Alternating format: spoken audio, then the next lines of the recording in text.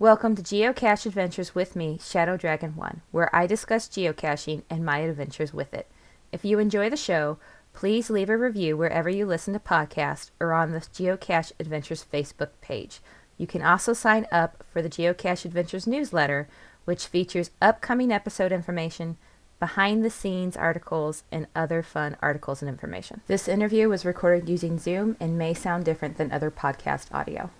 Hello, everybody. It's Amy, Shadow Dragon 1, and with me today is Geoff from Cache the Line. Thank you so much for joining us today. Thank you for having me. It's good to be here. So first off, what's your geocaching name? My caching name is the Bruce Zero. The Bruce and, Zero. With the zero. All the other numbers are usually taken. The Bruce was taken, but the Bruce Zero, it's never taken.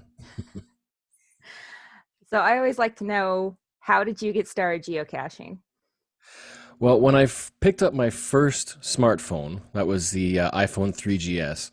I think the same thing everybody does. You ask around, hey, what games should I get? What apps should I get?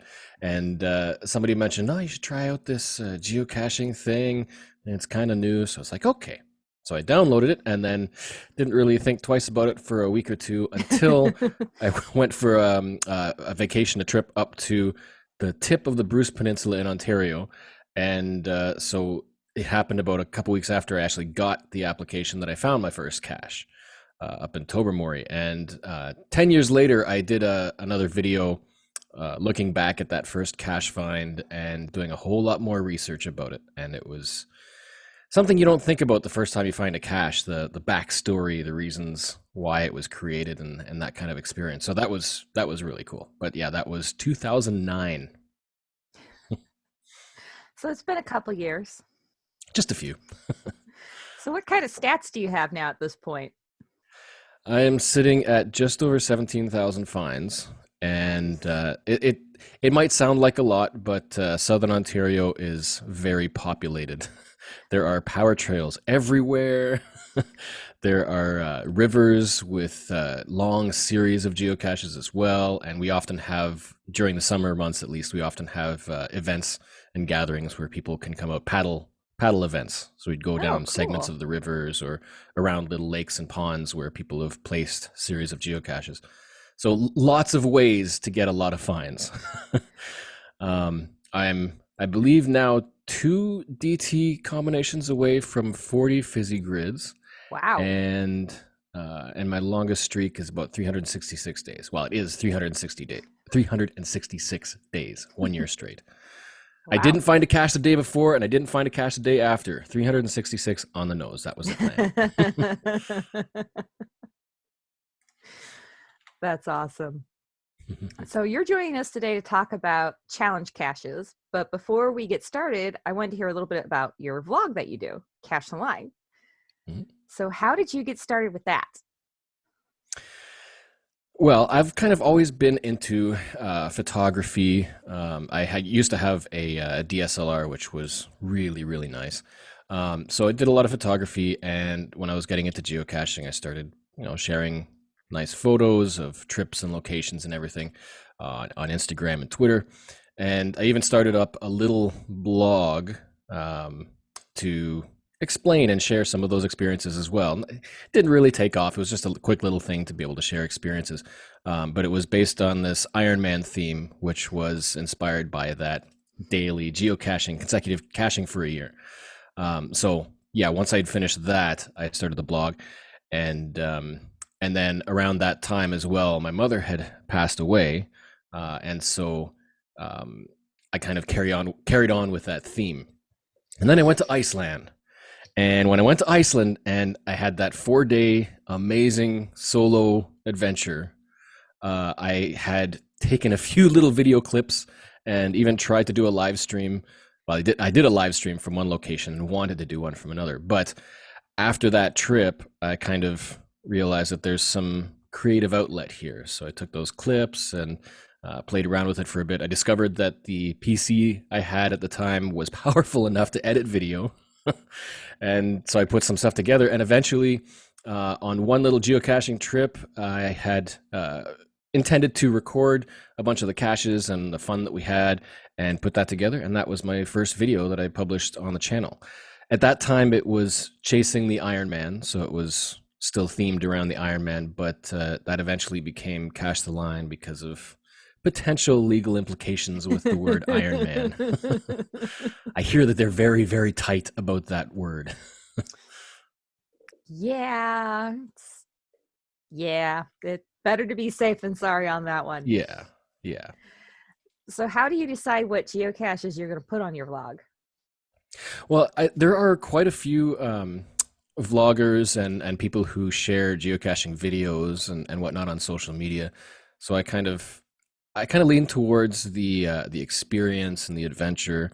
So it's not so much, ooh, this looks like a really cool geocache that I want to share, and maybe other people can make more like it. It's more sharing the beauty of nature, the fun and the excitement of going on the adventure to get to the geocache, amazing locations. And Ontario is huge, so we've got loads of places to share. But yeah, I kind of like to focus more on hopefully inspiring people to just get outside, enjoy the outdoors, be active, and the fun that geocaching affords and inspires to be able to do all that. Um, and I mean, there could be some very neat geocaches interspersed in there, some fun, creative gadget caches and whatnot. But yeah, I tend to focus more on the adventure and the experience than the container itself. That's awesome. It sounds like there's a lot on your channel. We're going to get a lot more of the actual outdoors experience, the wilderness, the hiking, Mm. a lot Road fewer. trips. Yeah, not so many LPCs or urban type caches, kind of more of that Yeah. what you might call the wilderness type caches in a way. Yeah. Yeah. Yeah. Well, very cool. So challenge caches. Hmm. I do recall talking about this on Clubhouse and you were in the group. And if I do Hmm. recall right, you absolutely love these. Oh, I do. I love them so much. So for somebody who may not be familiar with them, what is a challenge cache? So a challenge cache is very similar to a traditional geocache. At this point, right now, they are basically, you can find the cache like any other cache, and you can sign it, and they are intended to be at the posted coordinates. There are some exceptions, but generally, they're at the coordinates. You go find it and sign it. The only difference is, in order to log it as found online, or in other words, you've completed everything you need to log it as found, you also have to qualify for a challenge that the cache owner has put out in the listing, in the description. So it does help to read the description. Yes. But yeah, so they could be anything from like finding a certain number of geocaches in order to qualify to log it as found online, or a certain number of cache types, or maybe it's a traveling one where you've got to find caches in a certain number of states or provinces or countries or continents. They could be super easy, or they could be really, really difficult for newbies, and sometimes for the very, very experienced veterans. But yeah, the thing that I like most about them is that they get you, in so many words, trying things that you may never have tried before. You know, we often say that with geocaching, it takes you places you'd never have been before, or you would never have known existed if it weren't for geocaching. Challenge caches, in my view, are kind of like that to geocaching. They get you doing things that you probably wouldn't have if you were just casual caching. So Is that it part of why presents new you goals. enjoy them so much? Yeah, yeah. And it might be also because there are so many geocaches in Ontario that there's no shortage of caches to find. So this kind of adds an extra layer of goals and experiences to have while geocaching. Okay. So if somebody wants to try to do a challenge cache, how do they even figure out which ones are challenge caches? Because there's not an attribute. So help us out here. What's the best way to try to locate these things on the website before we even try to go locate them in the field? Right. Yeah. There isn't a cache type. There is an attribute. Oh, there is an Uh, attribute. Okay. I had that yes, wrong. there is now. It's relatively new. It was newly Okay. introduced. But for the most part, every challenge cache should have challenge in the title. They're listed as the mystery cache type, so the big question mark. And now there's an attribute, and all active challenge caches in the world should have that attribute on it now. So if you're a Awesome. premium member, you can search by attribute and you can locate those challenge caches. That's about all you need to identify them. It's a mystery cache. It can be any DT. It has challenge in the title and the challenge attribute. So then the challenge is completing the challenge. That's right. we call it an ALR, or an additional logging requirement. Okay. Way back, even before I was caching in 2009, cache owners used to use caches, and then in the description, they added a little bit of a qualification, and you had to qualify and provide the proof in order to log it as found, and the owners would basically police that and delete logs if you didn't qualify. That was before there were any kind of rules about challenge caches and what could or couldn't be allowed. So they termed that as an additional logging requirement. So even if you had found and signed the log sheet, you wouldn't be able to log it online unless you did this additional requirement. So they took that concept and called it challenge caches, and now we have what we have today. Challenge caches, you've got the Project GC checker on there, which makes it a lot easier to determine if you qualify. And this is all post moratorium, which was about a 1-year period when they shut everything down and said, okay, we need to come up with some kind of structure for challenge caches that everybody can agree on. It makes it less, or it makes it more accessible, while potentially maybe a little less flexible and creative, but allows more people to enjoy it. One of the things that I particularly miss is the ability to have challenge caches based on, say, the text of a cache title. So you had to find, say, a certain number of geocaches with a bird in the title, a bird name in the title. Problem is, those types of challenge caches were so prolific that a lot of people got tired of the bookkeeping required, because you had to find caches that would be qualifiers for the challenge, and you had to keep track of everything yourself, and it was just so much like paperwork. That was one of the things that HQ decided we're not going to allow anymore. So these days it's all about statistics. If you can see it in your statistics and you can calculate it from your statistics, generally speaking, it's allowable. Are there still some of those,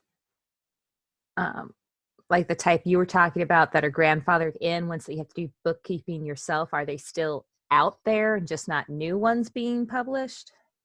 Right. They are out there. They are grandfathered. And as they're getting archived, they're disappearing. But Ontario, we have quite a few people, geocachers, who are very active. And so we've got so many challenge caches in Ontario. I started to keep a couple of bookmark lists to try to track them. So I've got my version 1 bookmark list of all of the challenge caches that still exist pre-moratorium. So the old guidelines, the old rules. And then I've got another bookmark list for everything after the moratorium with all the new challenge rules. A little way to help organize them and understand that, anything pre-moratorium might be a little more tedious, and in my opinion, perhaps a little more fun. With the newer challenges, they tend to be more geared towards people who are really active geocachers, which is why it's great as well to remind people, if you're creating a challenge cache, don't be afraid to make a simple one, to make it for people who are new to geocaching, like a challenge cache that requires you to have 100 finds.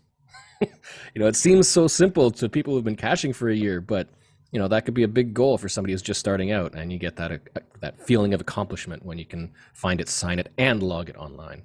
Yeah, I've seen there's a couple in my area where it's find 5,000 caches, and I'm a little shy of 300. So I have a really long time to get before I can actually log that as found. And then when I'm looking at it, as somebody that doesn't get to go caching that often, it feels like, well, what's the point of trying to do this? Because this may even get archived before I ever qualify for it. Right. And so one of the things I like to remind people to do is that if you're passing challenge caches, you can still find them and you can still sign them. And then you can say add them to a bookmark list so that you remember that you've already found it, you just don't qualify yet. And then who knows, maybe 2-3 years down the line you'll qualify, and then right then you can log it as found. It's kind of a quirk of the challenge cache concept, because you can find it and sign it before you qualify. And Okay. so yeah, and I've had to do that before. There was a trip that I went to a number of years ago out to Seattle for HQ, and there was a little power trail of high difficulty challenge caches. And at that time, my friends and we found them all, and I qualified for one. Oh, And I think I slowly qualified for them over the years, and I think there's one or two that I'm still working on. But once you sign it, you don't have to go back there. You can just qualify and log it as found. So it gives you kind of an ongoing goal as well. Like if you've found one that says you qualify when you find 10,000 caches, then you know that you've got this goal in the future. I can reach 10,000 finds and I'll be rewarded with logging this challenge cache as found. that's good to know. And creating the bookmark list of those ones that you've found but not logged online yet is a really great idea, because otherwise, how do you remember which ones you've found Yeah, physically and need to log exactly. still? So, other than Project GC for checking qualifications, are there other sites or other ways besides doing it manually to check that you qualify for a challenge cache? Well, Project GC is the only officially recognized way to provide automated proof. Okay. But there are other tools. If you know that it, like say it's a simple one, like again, for example, finding a certain number of caches, you can view your profile statistics, and that will give you a brief rundown of how many caches you found and a breakdown of types and sizes, all that stuff. So if it's a relatively simple challenge, you could just say it's visible in my stats, and that would be Okay. enough, because it is evidence, it's visible, and it's public. But for the pre-moratorium challenges, a lot of the time people would make use of an app called GSAC, or Geocaching Swiss Army Knife. It's a Windows-only app, but there's a learning curve to using it, but it's like your own local offline database of all of your caching history. And because it's a database, you can run algorithms and scripts and all sorts of stuff to parse out the data however you want to see it. And so a lot of people use that application with macros to search for qualifying caches and to summarize qualification for challenge caches if they found them. Otherwise, I mean, any other website that'll provide statistics can help you determine if you qualify for the more simpler challenge caches. But again, for the post-moratorium, so for all of the current and new challenge caches, they are required to have a Project GC checker in the description. And that's the easy way. You click on that, run it against your profile name, and it'll tell you if you qualify or not. That's the Okay. easiest way. And for anybody not familiar with Project GC, it is, correct me if I'm wrong, I believe it is a third-party website that has been approved by geocaching headquarters. Yes. So they started out as their own website. They imported data, and eventually they gained access to develop with the Geocaching API, which is a back-end system that Geocaching HQ provides for third parties. So now Project GC, like I said, is an approved partner, and they have a much easier access to the entire worldwide geocaching database, which is how they can maintain such massive quantity of statistics and data about all of the geocaches and geocachers worldwide. It's Nice. project-gc.com, the website. And you just have to follow their checker link. It'll take you right there, and you just put in your geocaching username as the username in Project GC, and it'll link up and validate if you qualify or not, correct? Yes, and there is a bonus as well if you pay for a membership on Project GC. If you're not a member, if you're just a basic user, then I believe it's 3 checks per day. It's either 3 or 10. free challenge checkers checks per day. Okay.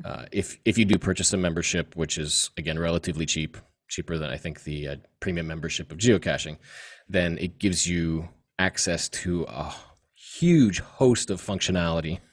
If you love challenge caches, you pretty much have to have a membership on Project GC. Okay, good to know. Okay, so we've talked about finding challenge caches and qualifying for them. What about if you want to hide a challenge cache? Is there different rules to hiding challenge caches versus hiding your typical traditional cache?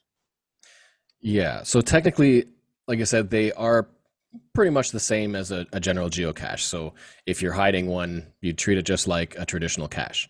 You go out, place the container, take the coordinates as best you can, come back, create the listing, and then you're almost ready to go. If you want to make it a challenge cache, then you have to also come up with your idea first of all, and then you can take it to the Project GC forums, because that's where the script writers are, the people who make all of the functionality for the checking, and say, I've got this listing, this is a GC code, and this is what I'd like to do. Can you make a script for it? And generally, they are very good at saying whether it's possible or not, or whether you're allowed to or not. And then they'll create the checker, give you all the links and information, and you can drop that into your listing. If everything is well and the reviewer says good to go, that's it. The only other additional requirements, and this may vary from region to region, but generally speaking, you have to qualify for the challenge yourself now, and you have to have or provide a list of a certain number of other geocaches in your region, so usually a state or a province, and who already also qualify. And then as long as there are qualifying caches so that it's possible to qualify, that's usually enough. For Ontario, you have to qualify yourself and have 10 other geocachers who already qualify. That's another post-moratorium rule. I have one pre-moratorium challenge cache that I placed that I love that I don't yet personally qualify for. Oh, it's on my list. I've got to qualify for it, but it's a lot of work. I've got to ask, what is that? It's the Ironman Bingo Challenge. It's a 5x5 grid of easy to very difficult consecutive day caching challenges or goals. And one of them, for example, is 5 days of scuba caches in a row, consecutive caches. And depending on how many scuba caches you got in your area, it might not be very easy to accomplish. As opposed to if you live in Nevada, they have power trails and they slap the scuba cache, scuba gear required attribute on thousands of them, so that would be easier there. But here it was, here it was kind of reasonable. Plus, being a bingo grid, when I created that, I made sure that there was at least one row or one sequence of 5 that was relatively easy to qualify to be able to log and sign and log the cache online. But to fill the entire grid, oh boy. But that's a pre-moratorium. So, yeah, the rules are a little different post-moratorium than they were pre. So that's the thing to keep in mind, is that they want challenge caches to be relatively accessible for newcomers and still fun for veterans. And so coming up with a challenge that's fun within the guidelines could be a challenge in itself, but ultimately it pays off, hopefully, with the experience that people get in the journey to qualification.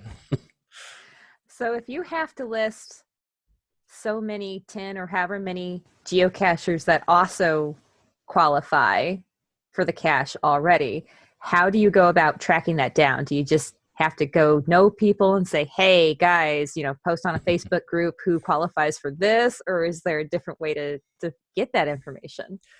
You could do that, but generally speaking, once you've asked for the checker, you can use the checker.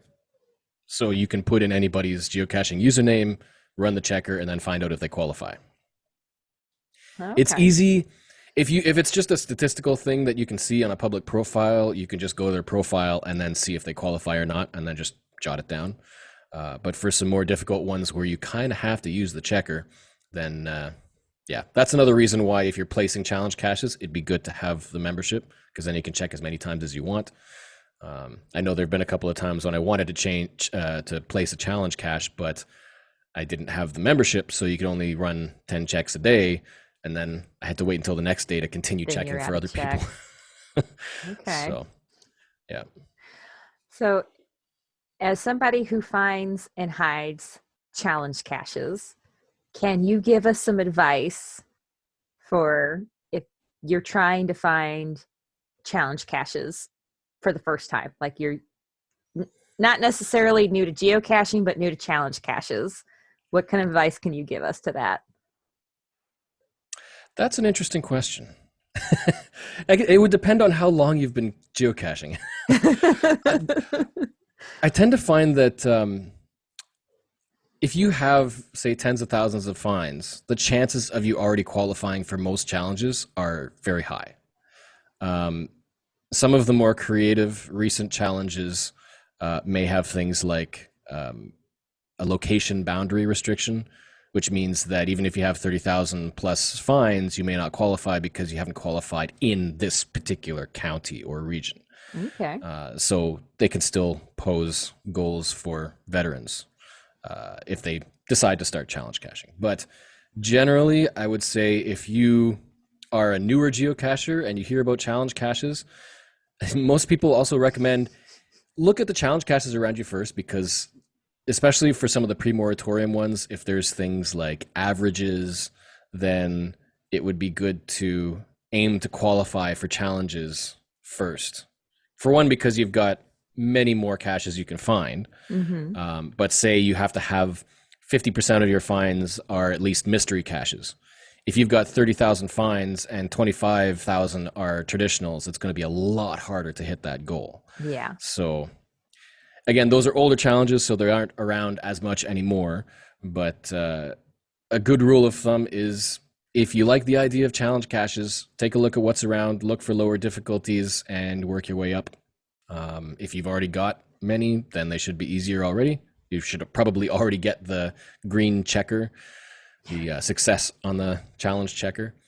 But if not, you could do like what I do, and I keep a separate document of all of the challenges I'm working on and my current status.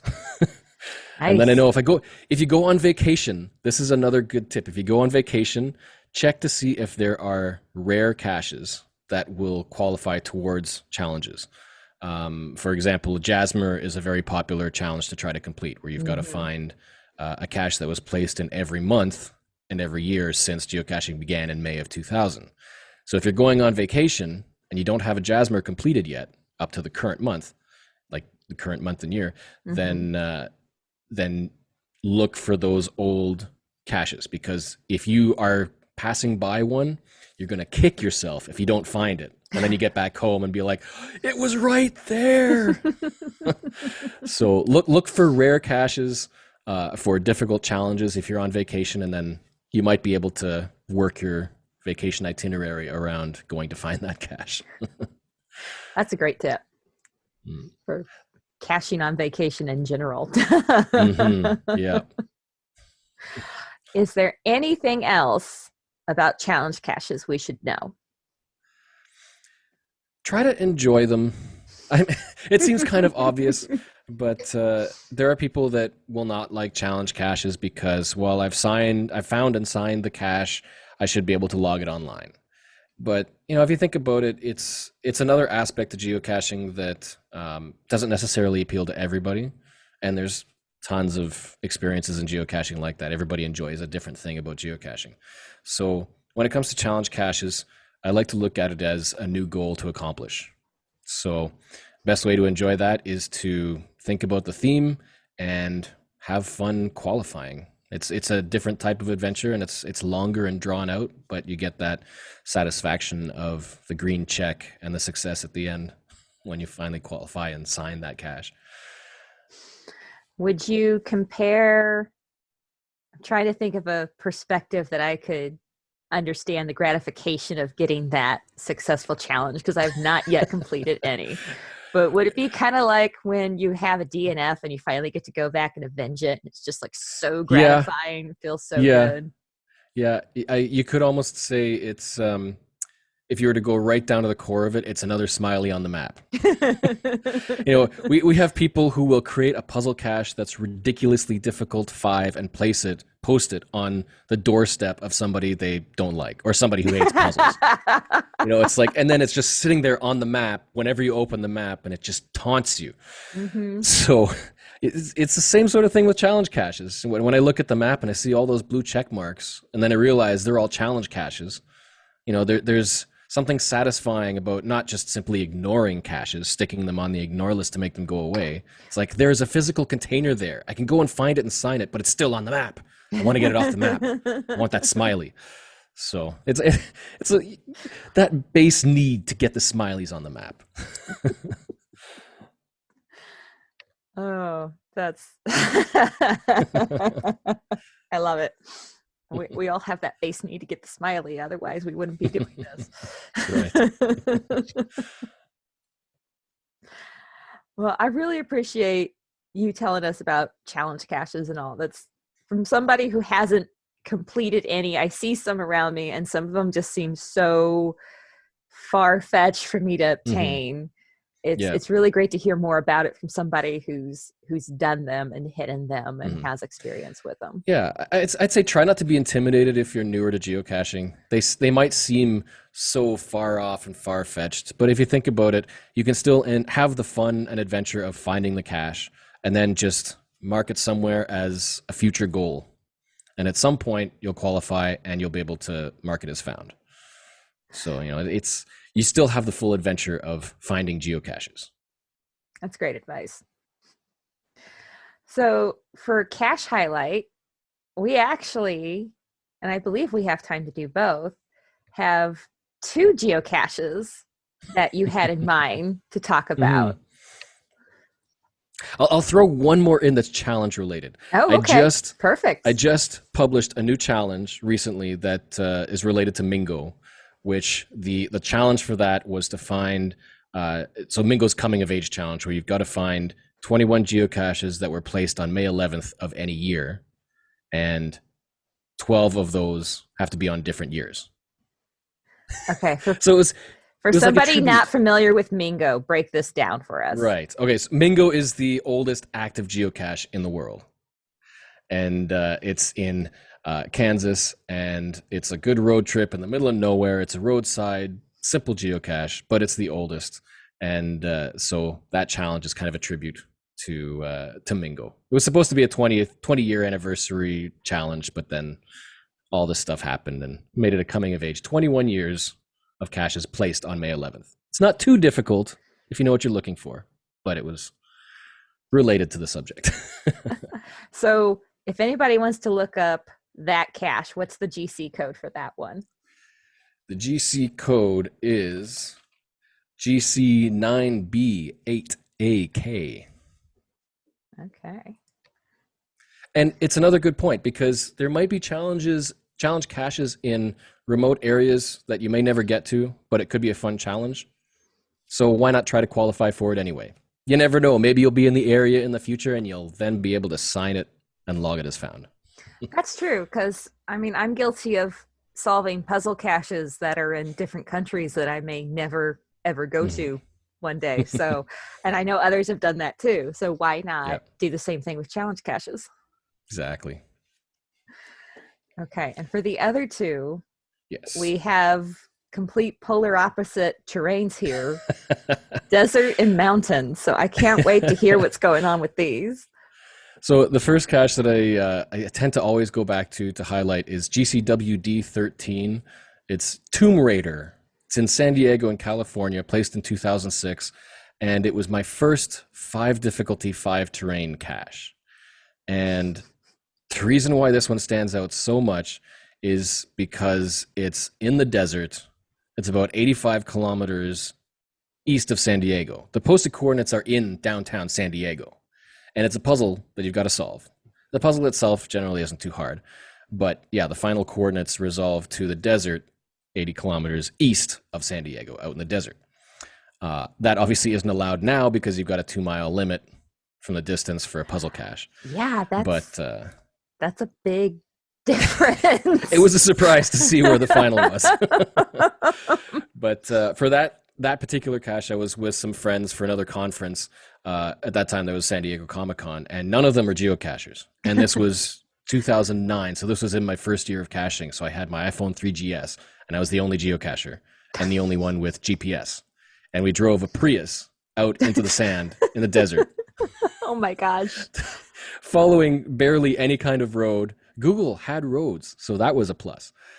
And we had to go out to the trailhead, and then it's about a 15 to 20 minute hike underground through the mud hills, and then you kind of come out into this funnel, and you climb up the side of this hill, and then you're standing on the top out in the middle of the beating red hot sun, and you've got another 100 meters to hike up and down these mud hills without losing your location, because you could die if you don't get back to that same hole to go back down through the cave. It was quite an adventure, and it's only visited on average now, I think, about once or twice a year, but it's still active, still going there. So if you really want an extreme adventure, make sure you go prepared. Lots of water, batteries, multiple GPS devices. Maybe let people something know you're that's there, not a all that Prius stuff. for the sand. Yeah. We were driving in the desert, and we are like, I wonder how hot it is. So because we had the AC on, there were 5 of us in the car at the time. And so we rolled down the window a bit, put my hand out, and it was hot wind. It wasn't like a refreshing wind that you can almost have anywhere. Just, open the window, get some movement of air. This was hot wind. Yeah, no. Like opening an oven, just hot air coming at you. Yeah. Yeah. Suffice to say, there was a lot of water in the back, and it got used. Well, that's good. You at least were prepared for that. But my gosh, that sounds like it definitely earns that 5.5 rating. And I actually did take video for that geocache as well, and put together a very, very low resolution, very rough video. But that's on my channel as well. Memories. Wow, that's wild. Jeez. At any point, were you worried about running out of gas and not getting back and being stuck out in the desert like that? I was a little bit concerned, but the owner of the Prius, she was like, "Oh yeah, it'll be fine, no worries." She lived in California, I guess, so she'd been driving I guess she out was there, and yeah, kind of used to it. Okay. Yep. Oh. Wow. But it worked out. That is a wild adventure. That's set the bar for 5.5s in my opinion. Yeah, I kind of feel like you need something a little higher than a 5.5 for that one compared to some other 5.5s I've heard about. Did any of the non-geocachers start geocaching after that? I think maybe a couple of them had found some others, but I guess they weren't, it wasn't their, I want to say their cup of tea, but it wasn't what they like to do for fun and all that. So okay. They enjoyed it. Oh, they had a blast. Everyone loved the experience. But yeah, that was like a high-end experience for a first cache find.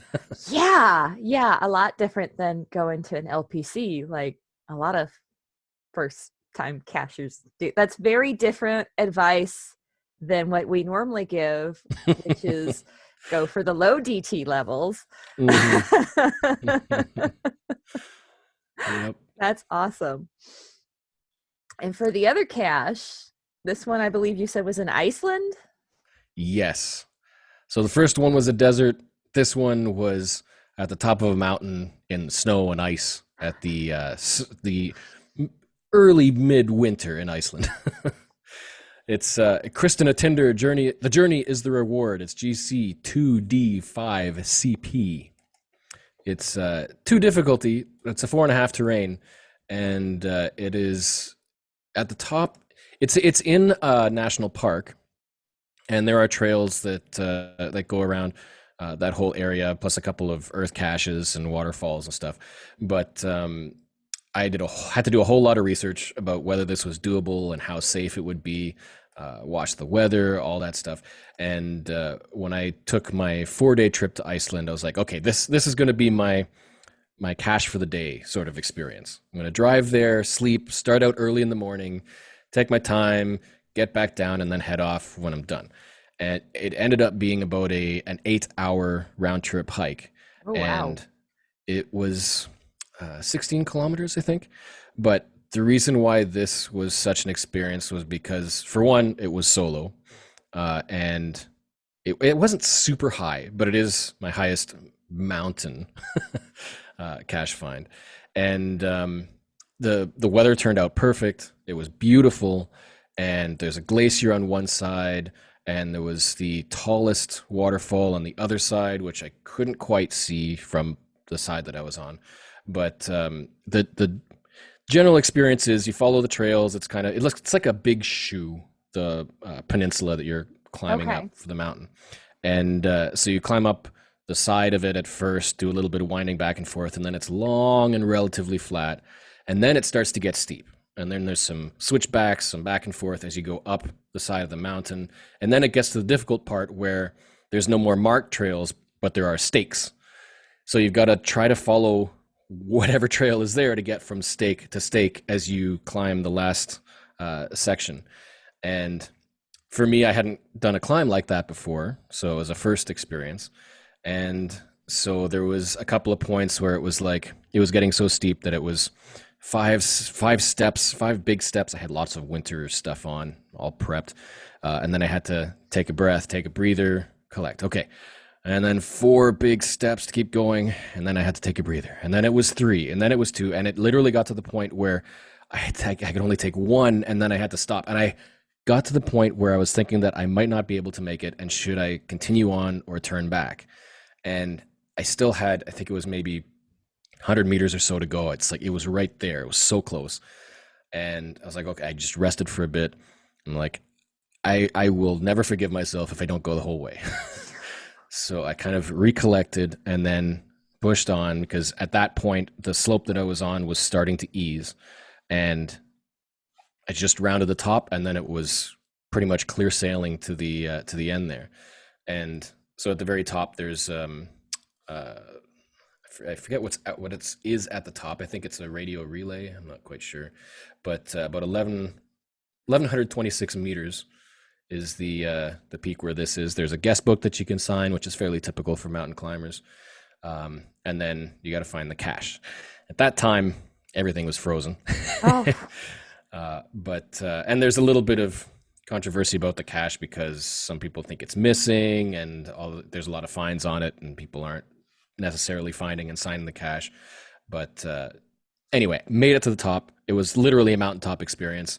The views were spectacular. There was even mobile data signal. I wanted to do a live stream. I wanted to like, hey, guess where I am at the top of a mountain in wow. Iceland.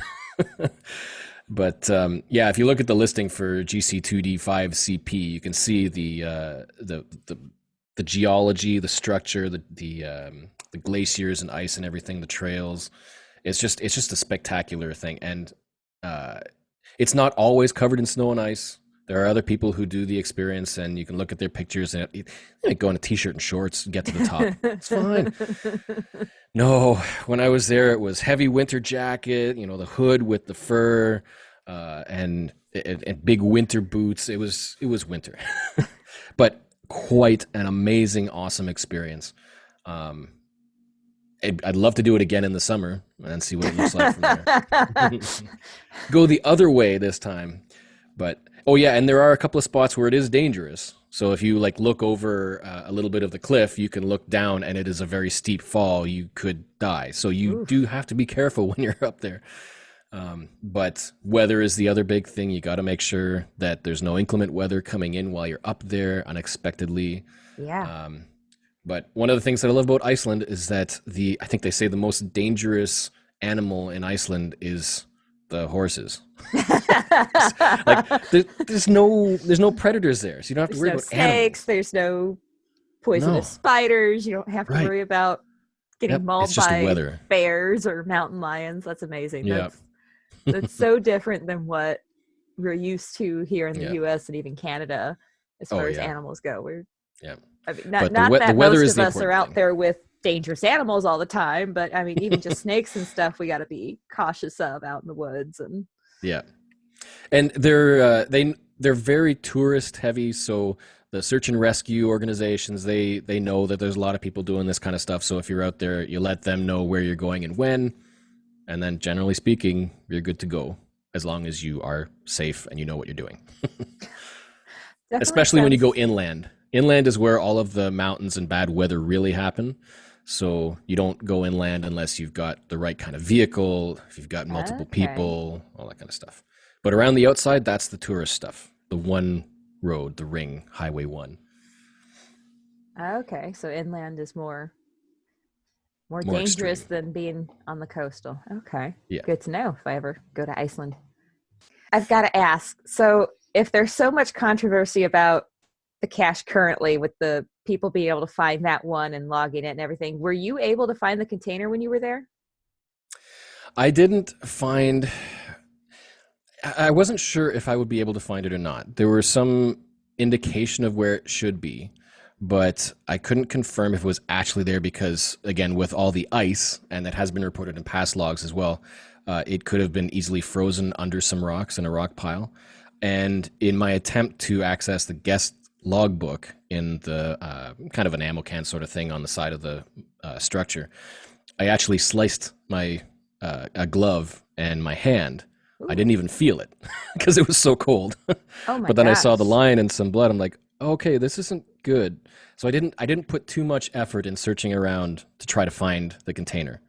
But and I don't recommend it, and I don't often support it. But the cache owner has said they allowed, if you are at that structure and you have taken a photo, basically you've proved that you're there, then they allow your find log to stand. Okay. Technically, you're not supposed to do that, and there can be some blowback from reviewers. And just looking at the recent logs now, there's another reviewer log reminding the owner that they have to maintain their cache. Yeah, that would be one that I feel like doesn't get a lot of just random maintenance checks done on if it's that crazy of a hike just to get up Hmm. there. Hmm. So I like to think that I would have found it, and that's usually what I go by. But yeah, I didn't get my name on either the guest book for the mountain hike or the cache log, unfortunately. But I would gladly go back to do that again. It's such a fantastic hike. I bet the view up there was absolutely amazing. Oh yeah, and that's one of the examples. So I mentioned earlier that um, before I was doing vlogging, this trip was one where I took some short video clips. So on my channel, there are a few Iceland clips, very short, just scenes looking around, and one of them is my experience near the top of Tinder. And yeah, I had to document that. It was just beautiful. Oh, that sounds awesome. I hope to get there one day and see some of those in person. Mm. Well, thank you so much for joining us tonight. And we'll definitely have links to your vlog channel and your social medias in the show notes for people to get is easy access to those, or they can just search Cache Line. It does come up. I tried it. Hmm. It's a very unique name, yes. It is. It is.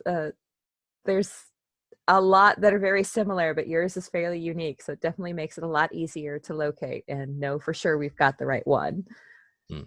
So thank you so much for talking to us about your blog and challenge caches and these cache highlights. Your adventures sound like they're absolutely amazing. And I've watched some of your videos. It's an awesome channel. I recommend it. I'm gonna have to go check out some of these Iceland ones and see the views that way. So thank you Thank you so so much. much. And again, the whole thing is, my favorite thing about geocaching is going out and having that adventure. And it's a healthy activity. It's social. It's mentally healthy. It's physically healthy, and it broadens your horizons. You're doing things and seeing things you've never done or seen before. It's just like everything about this hobby is just so great. So it's a privilege to be able to share these kinds of experiences and adventures. And it's not like, say, people who do these world traveling adventures, and you may never be able to do that. It's like geocaching is stuff you can do in your backyard. It's like it's things that are accessible to almost everybody. So it's fun to be, and even encouraging other people to share their adventures on social media, whether photography or videos. It's like a group effort to lift everybody up in being healthy in every way. It is, because it is really neat when you see other people sharing the neat things they've discovered while geocaching, or a neat cache container, or just a beautiful view that they saw while they were there. It's fun to Mhm. see those things. So Mhm. I agree. Definitely share your experiences somehow. Even if you make one video a year and submit it to the Geocaching International Film Festival. There you go. Thank you for listening to Geocache Adventures with me, Shadow Dragon 1. Have you heard of FTF Magazine? It's the magazine for geocachers. It is full of articles and photos, all sent in by geocachers like you. In fact, some of the guests that you've heard on this show have submitted articles to Geocacher Magazine. They have all kinds of neat stuff and publish achievements that are sent in by geocachers. So if you have an achievement you want to celebrate, send it in and they will add it to the magazine. It is really cool. I recommend it. I subscribe to it myself and I love it. Go check it out at ftfgeo.com. That's ftfgeo.com. And let them know Shadow Dragon 1 sent you. Would you like to be a guest on the show? Do you have a topic you'd like to hear more about? Let me know at geocacheadventures.org. Go over to the contact page and you can send me a message there. It has the podcast email that you can email me to, or you can reach out to Shadow Dragon 1 on geocaching.com. Geocacheadventures.org also has a store page now. You can go over there, geocacheadventures.org, and click on the store page in the menu bar and check it out. Got some great stuff over there for you.